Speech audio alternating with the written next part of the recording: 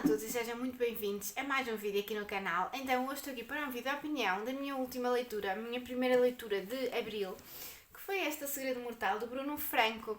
Desde já muito obrigada ao autor e à Cultura Editora por me ter cedido então este exemplar para eu poder ler e para poder partilhar convosco esta minha leitura deste autor nacional.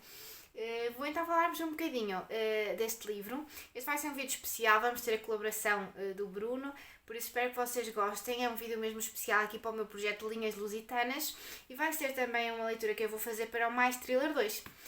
Portanto, 2 em 1 este livro. Então, vamos lá falar um bocadinho então do que conta este livro. Este livro, no início, nós vamos apanhar aqui vários narradores e nós vamos perceber que então há vários mistérios a acontecer ao mesmo tempo, vários capítulos, portanto, narrados por diferentes narradores, e nós, em todos eles, nós vamos ter aqui qualquer coisa que nos vai suscitar interesse em querer continuar a acompanhar esse narrador. Portanto, vocês sabem o estilo que é, às vezes, termos diferentes narradores e vamos alternando os passos físicos e temporais da obra entre esses narradores e entre as suas perspectivas então da história. Nós temos então várias coisas a acontecer, vários mistérios, que é uma coisa que eu adoro, já vos disse que é algo que eu aprecio muito nos thrillers, é termos sempre vários mistérios para não ser tão óbvio às vezes descobrir, é vários mistérios e vários personagens, eu gosto sempre desses dois fatores. Para não ser tão óbvio nós descobrirmos quem é o culpado ou o que é que se passou e estarmos só resumidos àquela ação em específico, mas sim podermos diversificar então entre várias ações. Portanto, é um aspecto já positivo que eu tenho a dizer então sobre a escrita do Bruno. Esse livro então vai começar numa certa noite, véspera, penso que é dia 24 de dezembro, em que vai haver um grande temporal em Lisboa. Apenas em Lisboa, não vai acontecer em mais nenhuma parte do país, inclusive nem vai acontecer na margem sul, ou seja, atravessamos a ponte só não há chuva. Vai acontecer então só em Lisboa um grande desastre mesmo meteorológico, vai haver uma grande chuvada, vai haver uma grande destruição e vão haver muitas mortes. Vamos também ter outra ação em que vai aparecer numa praia enquanto uma rapariga vai correr pelo areal e vai picar-se em qualquer coisa. E então ela vai parar porque se magoou no pé e vai ver então onde é que se magoou, quer tirar aquilo dali para mais ninguém se aleijar. E é quando ela começa a escavar que percebe que aquilo é um dedo. E então vai chamar as autoridades e vai então haver ali então a investigação, a escavação do que é que está ali dentro. E vai separar, posso dizer, não sei se está aqui na sinopse, mas eu posso dizer, mas está aqui na sinopse por acaso. Está então um puzzle humano, ou seja, estão várias partes, estão 6 partes, 6 membros de pessoas, não posso dizer quantas, mas estão, portanto, a formar um corpo humano, mas estão tipo separadas, ou seja, um braço separado do tronco e do outro braço e as pernas separadas e a cabeça. Mas quando os nossos inspectores principais vão lá chegar, vão logo perceber que aquilo é mais do que uma pessoa, porque vamos ter a cara de um homem, vamos ter um tronco de uma menina, uma perna negra e outra branca, portanto vai-se perceber que não pode ser só uma pessoa, que são diferentes pessoas. Não vos vou dizer quantas, mas isso depois vocês saberão ao ler. Vamos também ter uma outra personagem, que é o Carlos, que é um jovem recém-licenciado que está ainda a terminar o seu estágio ele é fisioterapeuta, está a terminar o estágio na clínica e ele vai então sair nessa tarde. Ele é praticante de parkour e ao sair nessa tarde, no último dia de estágio, ele vai estar a praticar parkour com os amigos, mas vai haver lá uma parte em que ele vai estar sozinho e um homem vai abordá-lo, vai prendê-lo numa carrinha e vai lhe dizer que ele está a ser perseguido, querem matá-lo, e o homem está a ajudá-lo, a querer ajudá-lo a salvar-se.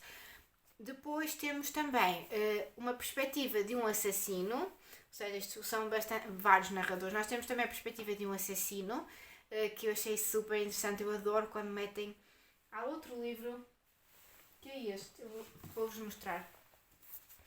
A rapariga que sobreviveu tem muito a perspectiva do assassino e tem aqui um desenvolvimento muito bom da forma de pensar do assassino e cientificamente o que é que causa aquele tipo de pensamentos, o tipo nos serial killers, o que é que está na cabeça deles, porque isto é investigado, não é? Isto não é só maluquinhos e pronto, isto está muito investigado e eu gostei muito deste livro por causa disso. Está uma investigação muito bem feita também. E aqui também temos a perspectiva então de um assassino, o que eu também acho ideal, porque eu adoro saber o que é que vai na cabeça deles, não é só sabermos os crimes que cometeram e temos a perspectiva das vítimas ou dos inspectores, mas eu gosto de saber a perspectiva do assassino em si, o que é que ele pensa quando está a fazer isso, que espécie de pensamentos lhe passam pela cabeça, o tipo de parecer que aquilo lhe dá. E portanto, acho que são essas então as... Depois temos os inspectores também a contar então a sua versão da história. Ao início então tudo o que nós temos é isto. O assassino também logo no início vai estar a perseguir alguém, quer matar alguém. Portanto, nós temos vários mistérios, como vocês podem ver. Temos o desastre em Lisboa, temos aquela cena do puzzle na praia, temos o Carlos que está a ser então um homem aparece a dizer que o quer matar, e temos o assassino a perseguir uma rapariga também para lhe fazer algum mal, e depois temos também os inspectores. Portanto, nós temos muitos mistérios e nós vamos então ficar desde logo curiosos a saber o que é que aquilo tem tudo a ver, em que é que aquilo está relacionado, qual é a ligação disto tudo. E posso-vos dizer que é assim umas ligações mirabolantes que às vezes não é fácil de entender, porque nós vamos entendendo ao longo do livro as relações desta gente toda, e não é assim a coisa mais simples de sempre. O que é que eu quero mais salientar sobre este livro? Penso que o Bruno, e tenho-lhe a parabenizar por isso, tem uma grande investigação neste livro. A vários níveis. Nós temos uma descrição também muito boa de como funciona a polícia em Portugal, como é a nível de hierarquias, como é que são os edifícios. Eu não sei se isto é real, se a forma como ele escreveu, por exemplo, o edifício da Polícia Judiciária em Lisboa, se é mesmo assim, se ele foi lá ver, mas penso que sim, senão acho que ele não estaria a escrever assim à toa. Mas acho que há aqui uma grande investigação. Temos também uma grande informação a nível de serial killers que existiram no nosso mundo, serial killers completamente passados da cabeça. Este livro revira-nos o estômago de tal forma, com descrições do que o nosso assassino faz aqui neste livro, e também nos descreve o que assassinos que já existiam mesmo na história, porque eu depois fui pesquisar à internet, fizeram também uma coisa de loucos. São pessoas que estão doentes e acho bem, e interessa-me compreender, não vou dizer fascina-me porque isto vai parecer um bocado mau, mas gosto de saber o que é que vai na cabeça daquela gente para fazer coisas loucas. Fazem coisas loucas aos outros e por vezes a si mesmos também, e é mesmo estranho, mas tudo está a ser investigado, e eu gosto então cada vez mais de ler sobre isso. O que é que eu tenho então a dizer sobre este livro? Porque já me estou aqui a alongar muito. Eu acho que este livro é fantástico mesmo.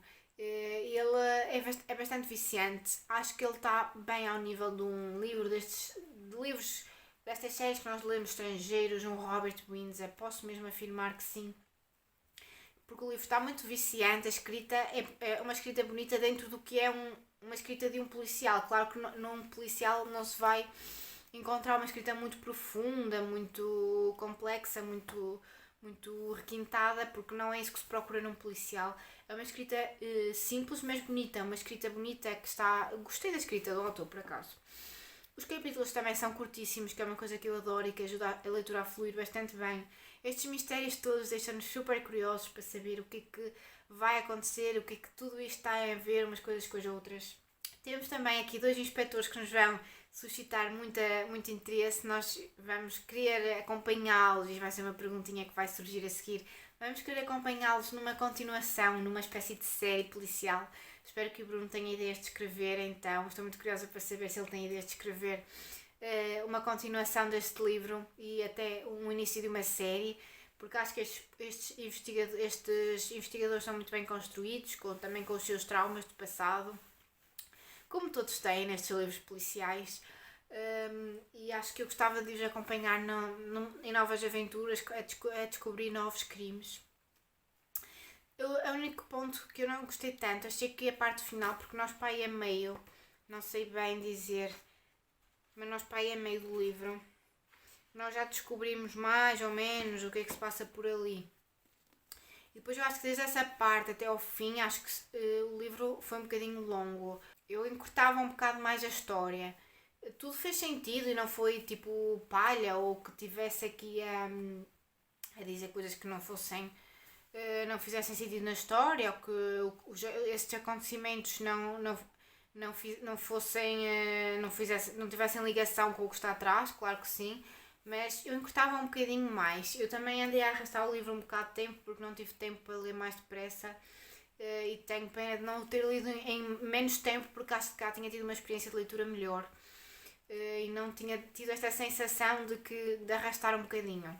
Mas se realmente eu encurtava um bocadinho mais e se o Bruno quiser aceitar esta minha sugestão, senão eu também não sou ninguém para dizer que está mal ou que seja, estou só a dar a minha opinião.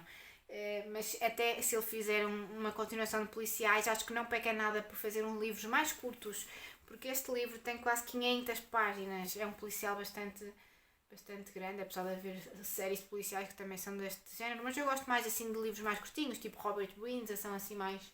Estes tenho aqui. Então assim, temos aqui este, são assim mais curtinhos e tal, vocês podem ver a diferença. Eu acho que gosto na mesma e acho que fica bem. Estou muito contente então por ter lido esta obra. Foi sem dúvida, superou as minhas expectativas, eu não esperava gostar tanto, confesso. E já disse e volto a dizer que eu adorava que mais escritores portugueses escrevessem este tipo de livros policiais, thrillers, porque quase não se vê ninguém a escrever este tipo de livros. E é um estilo que eu adoro e normalmente como não encontro muito aqui no português, eu acabo por ir mais para o estrangeiro, claro. Mas fico muito contente pelo Bruno e quero lhe dar os meus parabéns porque está uma obra excelente mesmo, muito bem construída, os mistérios a fazer o seu sentido, vários mistérios, ele teve de construir não só aqui o mistério e levá-lo até ao fim, mas não, ele tem vários mistérios, ele fez muita investigação e depois também há aqui o nosso segredo mortal, que também tem uma grande investigação por trás. Eu também estou muito curiosa para saber até que ponto isto é verdade, porque é assustador mesmo. E então agradeço mais uma vez ao Bruno por escrever uma obra tão boa. Muitos beijinhos, fiquem com o Bruno e espero que gostem então deste vídeo. E não se esqueçam de deixar um like aqui e de subscrever o canal. Muitos beijinhos! Olá a todos, sou o Bruno, sou o autor do Segredo Mortal e estou aqui para responder às vossas perguntas. A primeira questão é da Angelina e que diz: onde foste buscar as ideias para escrever o livro? Bem, eu normalmente gosto de pensar no tema ou nos temas que quero abordar no livro e quando pesquiso sobre eles encontro formas de usar esse tema para o livro. Normalmente muitas das ideias surgem assim. Depois há outras ideias que eu também consigo através do brainstorming que eu faço quando corro. Às vezes eu gosto de dar uma corrida, meia hora, 40 minutos, e nesse tempo a minha cabeça está noutro sítio. Estou a pensar no livro, o que é que posso fazer com os personagens, o que é que posso fazer com o livro, enfim, normalmente é assim que as ideias surgem. Depois a Inês, dos Livros e Papel, perguntou como surgiu o gosto de escrever thrillers. Bem, o gosto por escrever thrillers surgiu no gosto de ler thrillers. Eu quando comecei a ler, assim mais assiduamente, só gostava de ler fantasia. Durante 2, 3 anos só li fantasia, até que aos 14 anos, mais ou menos, descobri o Código da Vinci, do Dan Brown. E esse livro cativou-me tanto e fascinou-me tanto que a partir daí li imensos thrillers e quando comecei a escrever, pareceu-me natural escrever thrillers, porque era o género que eu gosto mais, a parte da fantasia, mas é o género que eu gosto mais de escrever e de ler. A Carla do Book Nook, perguntou-me: há mais livros previstos no horizonte? Assim, neste momento, estou a escrever o próximo livro.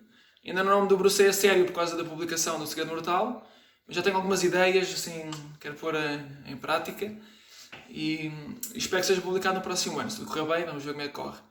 Depois tenho outros projetos para o futuro, enfim, um livro assim um bocado diferente, quer ver no que é que isso dá, não sei.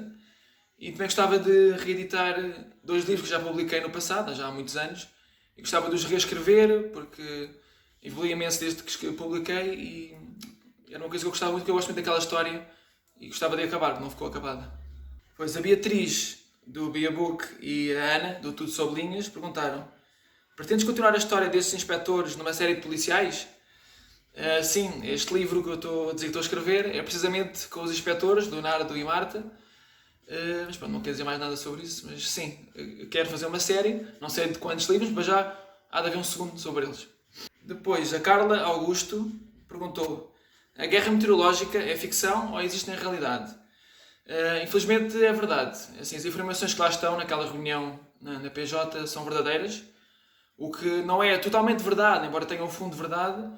é aquelas aplicações que eu usei disso no projeto. Portanto, que os portugueses, sem dar muitos spoilers, os portugueses já fizeram. Isso já foi adaptado de coisas que têm um fundo de verdade, mas tudo o que eu falei antes é mesmo verdade. Isso é mesmo possível. E aqueles exemplos que eu falei no Dubai e noutros países é mesmo verdade. Infelizmente. Depois a Beatriz Sofia perguntou: não foi fácil escrever as partes mais sangrentas? É assim, não foi tão difícil como seria de esperar, porque eu estou muito habituado a ler livros de autores nórdicos, suecos, finlandeses, e normalmente eles são um bocadinho mais crus a escrever, mais sangrentos também, e de certa forma já me habituei um bocadinho a isso, portanto não me custou tanto como seria de esperar.